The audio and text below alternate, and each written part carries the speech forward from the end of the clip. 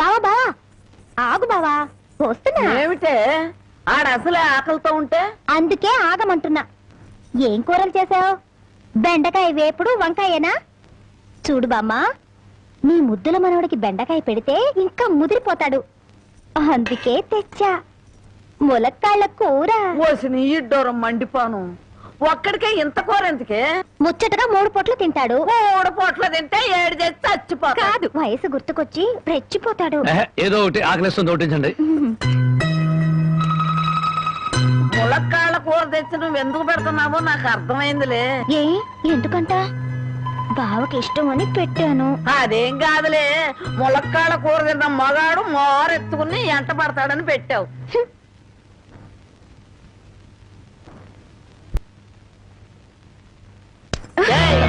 కలగన్నావా? భోంచేశాడు, ఎప్పుడో వెళ్ళిపోయాడు. నీకు నేను ముందే చెప్పాను కదే, ఈ ములక్కాళ్ళు ఆడి మీద ఏం పని చెయ్యు.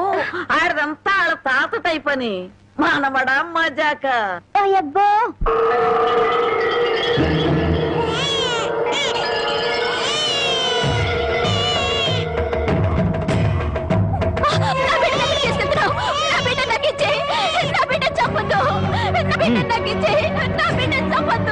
చెట్టంత అన్నయ్య పోయాక ఈ బిడ్డ మాత్రం ఎందుకు వదినా?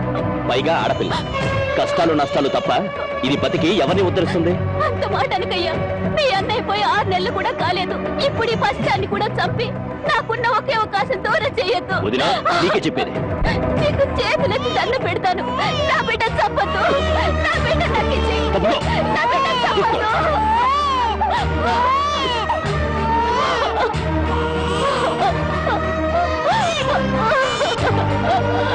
నా బిడ్డ చంపొద్దు.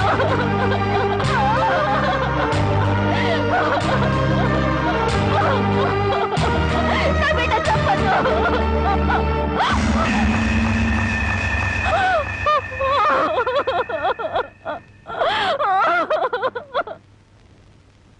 ఆస్తి వ్యామోహంతో అన్న బిడ్డనే పొట్టను పెట్టుకున్నాడు. ఆ ఊరి పెద్ద వాడి మేనమావ. ఆయన అంట చూసుకుని వాడు చేస్తున్న అన్యాయాలకు లెక్కే లేదు. అసలు మన ఊరు ఆడపిల్లలంటే వాళ్ళకు చాలా లోకుగా ఉందయ్యా. మగబిడ్డ పుడితే తప్ప ఆడపిల్ల పుడితే చిల్లేడు పాలు పోసి దారుణంగా చంపేస్తున్నారు. నాకు జరిగిన ఈ అన్యాయం ఈ ఊళ్ళో ఇంకో ఆడపిల్లకు జరగకుండా చూడండి అయ్యా. అమ్మగారు, ప్రపంచంలో నా అంత చాదస్తులు లేడనుకున్నాను కానండి, మిమ్మల్ని చూస్తే నేనే నయమనిపిస్తుందండి. నార్మల్ ఏమిటా నా చాదస్తం? లేకపోతే అమ్మగారు, ఈ రోజుల్లో చదువుకునే పిల్లలు ఇట్టాడి తింటారండి. ఏ స్ప్రూట్ లో కేక్ లో చాకులు తింటారు కానీ. అందుకని ఓ పని చేస్తాను అమ్మగారు, ఏంట్రా? సరాసరి చెరువు కట్టుకెళ్ళి అక్కడ కూకుని ఇవన్నీ శుభ్రంగా తినేసి కడుపు నిండా నీళ్లు తాగి చిన్న అమ్మాయి గారి దగ్గరికి వెళ్ళి మీరు బాగున్నారని చెప్పేస్తానండి. ఆ పని చేసావంటే వాతలు పెడతాను. నీ బుద్ధి తెలిసే ఇదిగో ఇందులో పెట్టాను, ఇవి తిను. అయ్యారు, అమ్మాయి గారికి ఏం చెప్పమంటారండి? అందరూ బాగున్నారని బాగా చదువుకోమని చెప్పు. బాగా చదువుకోమని చెప్పడం ఏంటండి? బాగా చదువు చెప్పమని టీచర్లకి టీచర్లకి వార్నింగ్ ఇచ్చి వచ్చేస్తారండి. చాలారా, అలాంటి పని చేయకు. నేను ఎందుకు చెప్తానండి, ఊరికి అలా అన్నానండి. అమ్మా, ఒళ్ళు పెరిగింది కానీ బుద్ధి పెరగలేదురా నీకు. పర్వతం గుద్దినట్టు గుద్దావు. అమ్మా మావయ్య, ఏమిటా హడావుడి? నీ పెద్దమ్మాయి నాకు ఇచ్చి పెళ్లి చేస్తావా లేదా? దానికి ఇంకా 20 ఏళ్ళైనా నిండా అప్పుడే పెళ్ళి ఏమిట్రా? ఇంకా 2 ఏళ్ళకు చేసుకుంది గాని. ఇంకో 2 ఏళ్ల? నీకు 35 దాడుతున్నాయి. మీ మామగారు నీకు పిల్లనిచ్చేదెప్పుడు, పెళ్ళయ్యేదెప్పుడు అని ఊళ్ళందరూ వెటకరం చేస్తున్నారు. ఏడిశారు. ఎవరో ఏదో అనుకుంటే మనకేమిట్రా? సొంత మేనలుడివి నీకు అన్యాయం చేస్తానా? మరి జారుగుతో కూడా ఒక ముక్క చెప్పాలిగా. అయ్యగారు ఏమిట్రా? పసిపెట్టిన చంపారని ఇది పోలీసులకు పట్టియాలని పక్కూరు రాంబాబు వస్తున్నాడటయా. పక్కూరు మనూరు వచ్చి నన్ను పోలీసులకు పట్టివ్వడమా? ఎంత ధైర్యం!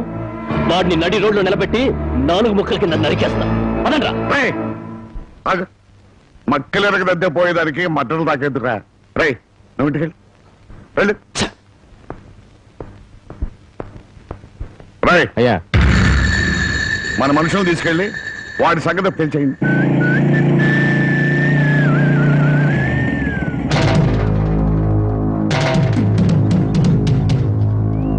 ఎవర్రా మీరు?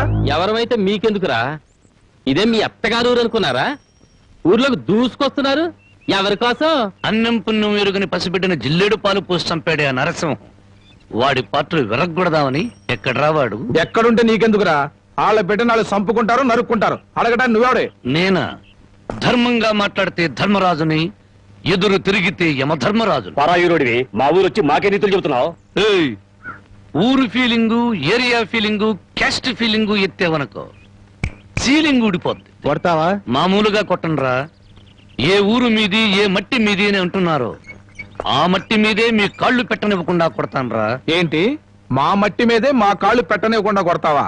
ఇప్పుడు నిలబడే ఉన్నాగా, ఇకపై నిలబడరు.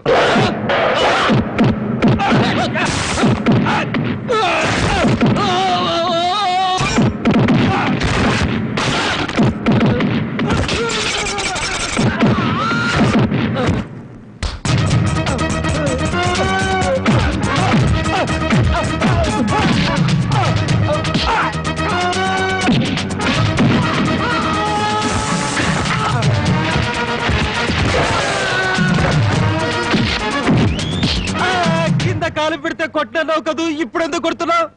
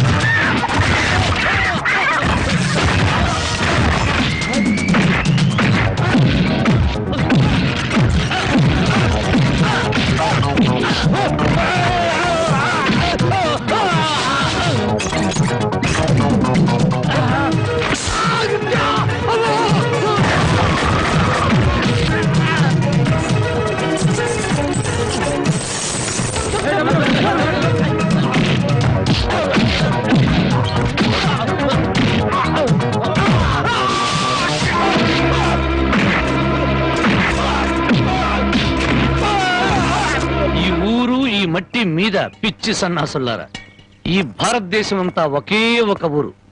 ఇప్పుడు చెప్పండి రా మీరందరూ.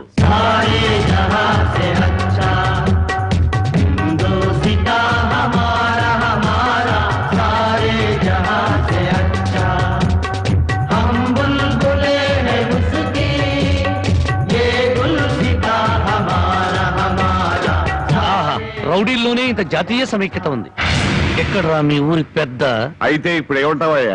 పసిబిడ్డని జాలి లేకుండా జిల్లేడు పాలు పోసి చంపిన నీచుణ్ణి ఊరి పెద్దగా మీరే పోలీసులకు పట్టించండి. పట్టించకపోతే పిచ్చి కుక్కను కొట్టినట్టు కొట్టుకుంటూ నేనే పోలీస్ స్టేషన్ దాకా తీసుకెళ్తాను.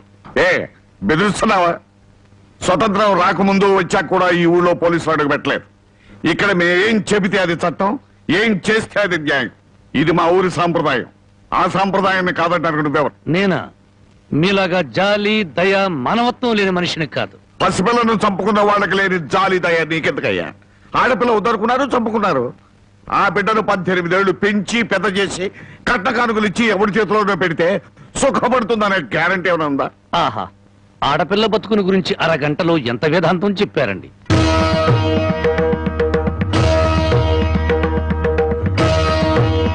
తమ రామగారు లోపలున్నారా? ఆవిడ ఎప్పుడో పోయారు. ఆవిడంతటా ఆవిడే పోయారా లేక తమరే చంపారా? నువ్వు ఎక్కువగా మాట్లాడుతున్నావు. నీ గురించి ఎంత నీచంగా మాట్లాడినా అంత తక్కువే. నిన్ను కన్నది ఒక ఆడది, నిన్ను కట్టుకున్నది ఒక ఆడది. అమ్మగా జన్మనిచ్చి, చెల్లిగా అనురాగాన్ని పంచి, భారీగా మమకారాన్ని పెంచిన ఆడపిల్ల బతుకంటే అంతలోకువా? తల్లి ఎదురుగానే బిడ్డను చంపితే న్యాయం మాట్లాడలేని నీలాంటి వాణ్ణి కన్నందుకు చచ్చిన మీ అమ్మ కూడా లేచి నీ ముఖాన ఉమ్మేస్తుంది. నీ ముఖం చూడలేక మళ్ళీ చస్తుంది. రాంబాబు, నువ్వు మా ఊళ్ళో ఉన్నావని గుర్తుపెట్టు. నాకు కావలసిన న్యాయం జరగకపోతే ఊరిని తగలబెడతాను. కమరా! అమ్మలా ఆరాధించాల్సిన ఆడపిల్ల తండూరి పొయ్యిలో మసిలిపోతుంటే బొగ్గుల కోసం వెతుకునే నువ్వు పెద్ద మనిషివా?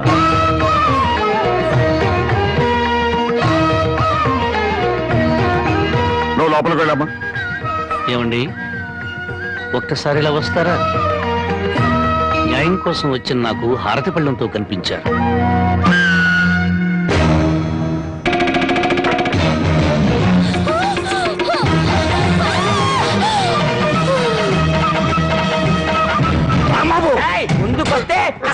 ఊరికో న్యాయం నీకు న్యాయం ఉంది.